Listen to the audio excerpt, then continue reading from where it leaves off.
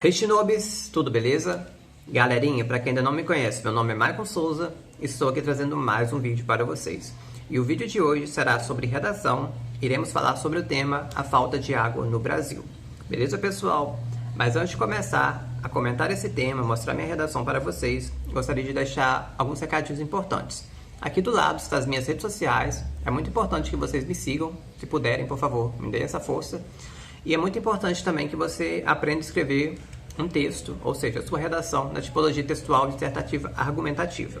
Por quê? Porque talvez apenas copiar a redação pronta não seja uma boa ideia, talvez não dê tão certo.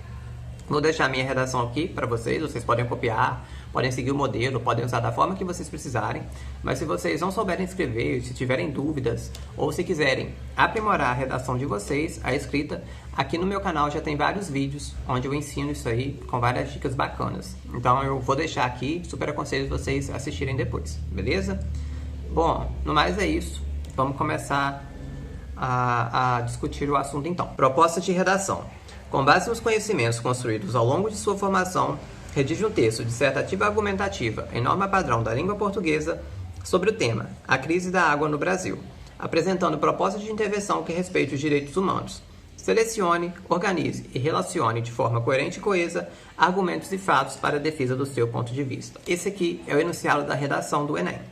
Quando chegar o dia da prova, vocês encontrarão ele. O que vai estar diferente é o nome do tema. Se não for esse tema aqui, ou se for o mesmo assunto, mas com um tema diferente, ou um assunto diferente. O que muda é isso. Então, vocês precisam conhecer esse enunciado para escrever uma redação conforme ele precisa aqui e pede para você escrever. Beleza? Bom, então o tema é a crise da água no Brasil, né? Este assunto já foi muito discutido anos atrás, principalmente entre 2013 e 2015, porque foi quando aconteceram vários racionamentos aqui no Brasil, porque a água estava acabando, então teve que reduzir o consumo, teve que reduzir a oferta para que todos pudessem ter acesso a um pouco de água, principalmente em São Paulo, aqui na região sudeste, esse problema foi muito grave. E é um tema antigo, inclusive a redação que eu escrevi, eu acho que eu escrevi ela em 2014 ou em 2015, mas se vocês jogarem no Google aí esse assunto, vocês encontrarão várias notícias recentes. Ou seja, já foi mais discutido, mas não deixou de ser um problema atual e é um tema que merece nossa atenção. Serve para nós treinarmos, para ficarmos mais acostumados com esses temas relacionados ao meio ambiente, certo?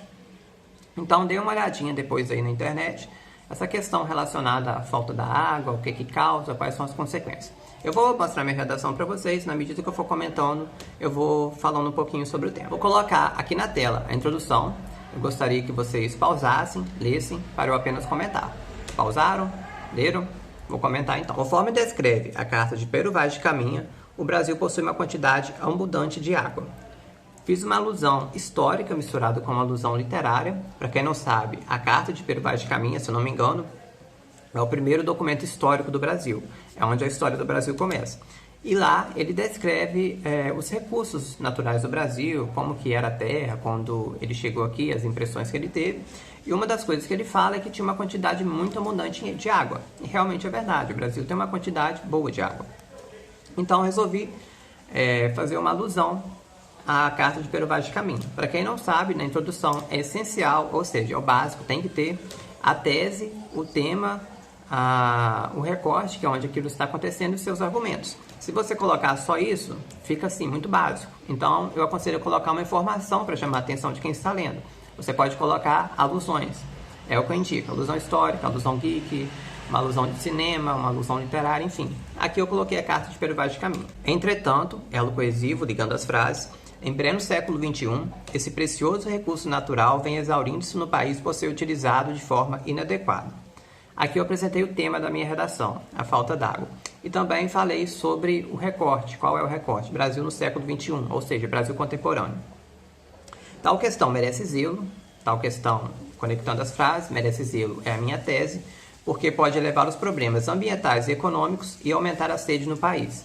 Esses são os meus argumentos que eu irei falar no desenvolvimento. Ou seja, vou fazer um parágrafo para cada um deles e vou falar sobre isso. Continuando então, primeiro parágrafo do desenvolvimento, eu gostaria que vocês pausassem e lessem para eu apenas comentar. Fizeram isso? Beleza. Nesse contexto, nesse contexto sendo usado como um conector, ligando a introdução ao primeiro parágrafo do desenvolvimento, vale ressaltar que, embora o consumo doméstico não seja o grande responsável pela escassez do líquido, note líquido substituindo a palavra água. Gente, é uma redação sobre água. Vocês têm que ter extremo cuidado para não repetir muito a palavra água, porque não pode. Então, assim, substituir por sinônimos tipo líquido, recurso natural, enfim, procure alguma palavra aí para não repetir muito a palavra água. O homem e as cidades estão degradando muito o planeta. Aqui eu comecei com contra-argumento, que é a estratégia argumentativa, trabalhar com as ideias opostas, e eu estou dizendo aqui que, embora nós, seres humanos, consumo doméstico, não sejamos os principais consumidores de água no Brasil, porque os principais são agricultores, indústrias, agropecuária, eles são os que gastam mais, que impactam mais o meio ambiente, mas embora a gente não seja o grande responsável, o grande culpado, nós temos uma parcela de culpa. E o que eu estou falando é que os homens das cidades estão degradando muito o planeta. Por quê? Pois graças ao lixo e à poluição lançada ao meio ambiente, mananciais vêm sendo poluídos e mudanças climáticas ocorrendo. Isso são consequências que estão sendo causadas, né, ao meio ambiente. Então são problemas ambientais. Como consequência disso, a água potável e a chuva cessam em alguns estados. Assim, enquanto a região norte sofre com as cheias dos rios, famílias residentes do Nordeste, que ainda não obtiveram os benefícios da transposição do Rio São Francisco, contam com abastecimento através de caminhões-pipas.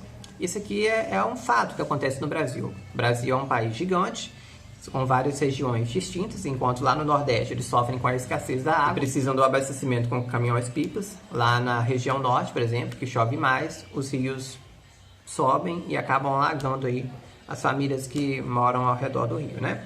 Então, este foi o meu primeiro parágrafo. Continuando, eu gostaria que vocês pausassem e lessem, para eu apenas comentar.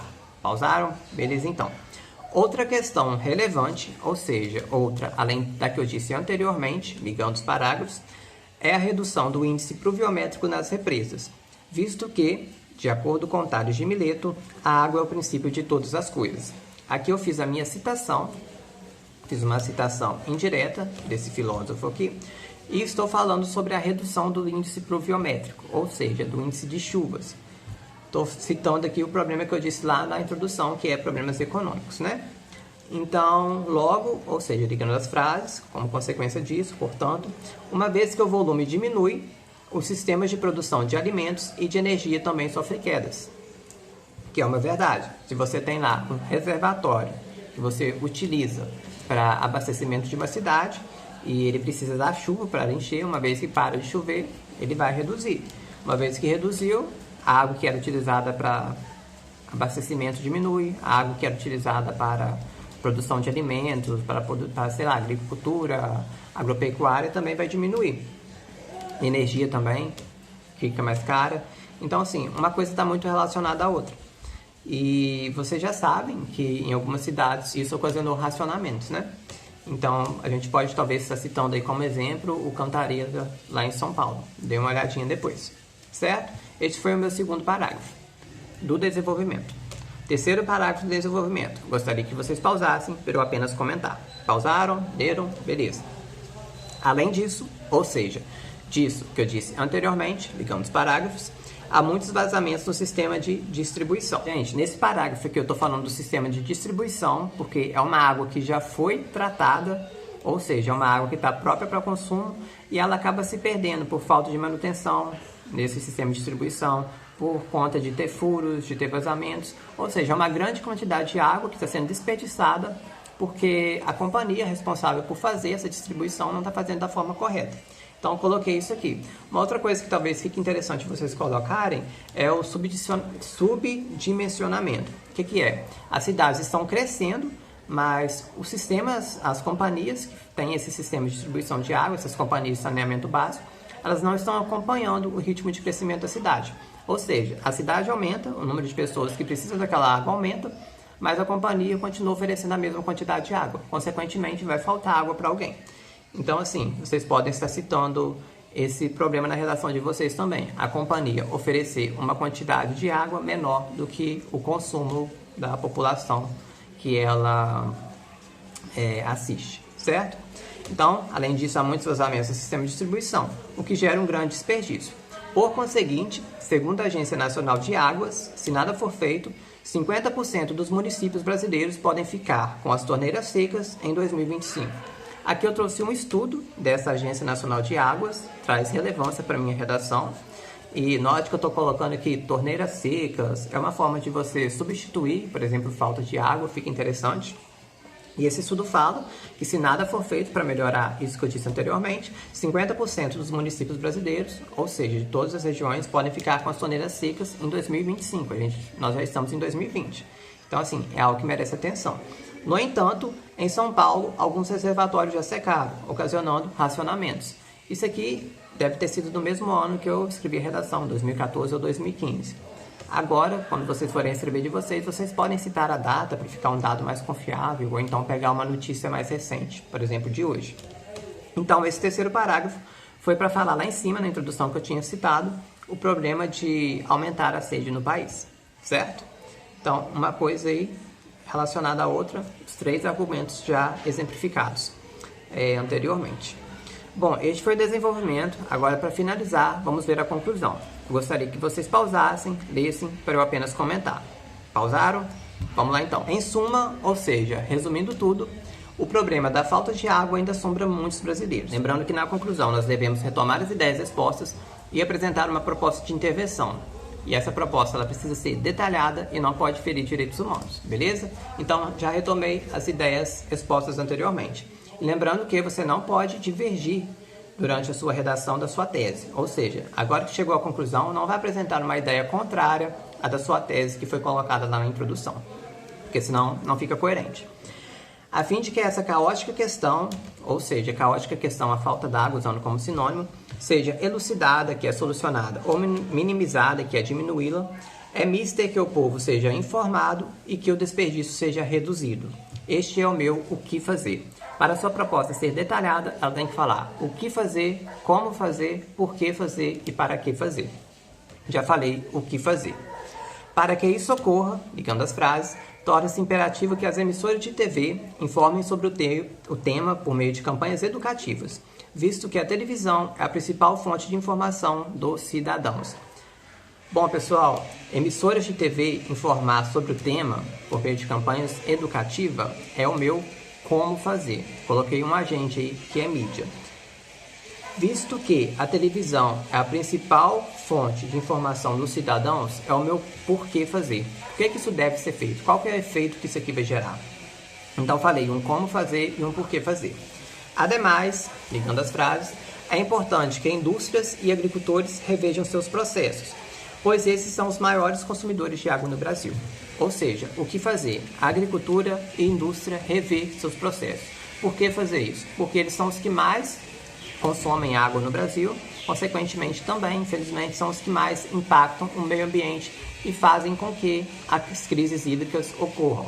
Então, mais um como fazer e por que fazer. Por fim, é preciso que o Estado proteja as nascentes, garanta que as companhias de saneamento básico façam constantes manutenções em seu sistema de distribuição e puna os que desperdiçam esse valioso recurso natural, conforme as leis determinam, para evitar crises hídricas. Aqui eu falei um outro agente, que é o Estado, falei que ele deva proteger as nascentes, que é onde nós temos uma água limpa, uma água potável, né, na natureza, fazer com que as companhias de saneamento básico, ou seja, o responsável por fazer com que a água potável chegue até você, faça manutenção em seu sistema de distribuição.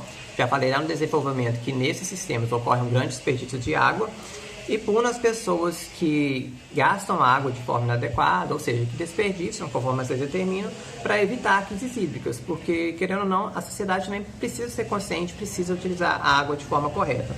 E já que eu falei sobre conscientização, note que eu não coloquei a palavra conscientização, porque talvez ela não seja bem vista pelos corretores. Então eu coloquei informar, sabe, um sinônimo aí, conscientizar não fica tão legal. Coloque informar, coloque instruir, esclarecer, coloque essas palavras assim mais bonitinhas, beleza? Assim, a carta de caminha se manterá correta.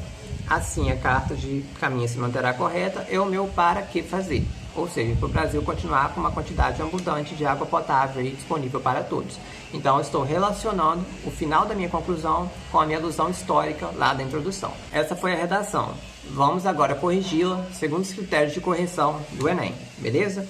Primeiro deles, demonstrar domínio da norma culta. O que significa? Significa que você não pode usar gírias, não pode usar palavrões, não pode escrever errado, não pode ter erros de concordância, erros de acentuação. No meu texto não tem, então acho que ganha de nota máxima.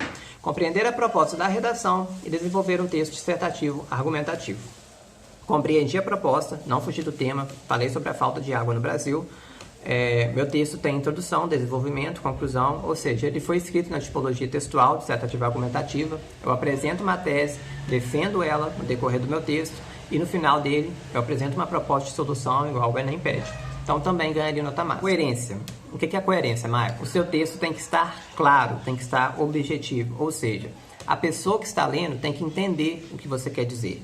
E, muito importante, melhor ainda, se ela concordar com o seu posicionamento, com a sua tese, com o seu ponto de vista. Ou seja, se ela entende o que você fala e concorda com você, melhor ainda, se o texto está coerente. O meu tá claro, está objetivo, qualquer um que lê entende. Então também ganharia nota máxima. Coesão. As frases dos parágrafos têm que estar conectadas umas às outras e os parágrafos conectados uns aos outros. A gente faz isso através dos verbos coesivos e dos conectores. Também ganharia nota máxima. Por fim, propor uma solução. O Enem pede essa proposta de solução, de intervenção. E para essa proposta ser boa, ela tem que ser detalhada e ela não pode ferir os direitos humanos. A gente detalha falando o que fazer, como fazer, por que fazer e para que fazer. Meu texto apresenta essa proposta de solução, bem detalhada e sem ferir os direitos humanos. Então também ganha nota máxima. Bom, pessoal, além disso eu coloquei uma visão histórica, eu trouxe estudos, eu trouxe citação, eu escrevi utilizando estratégias argumentativas, fui criativo.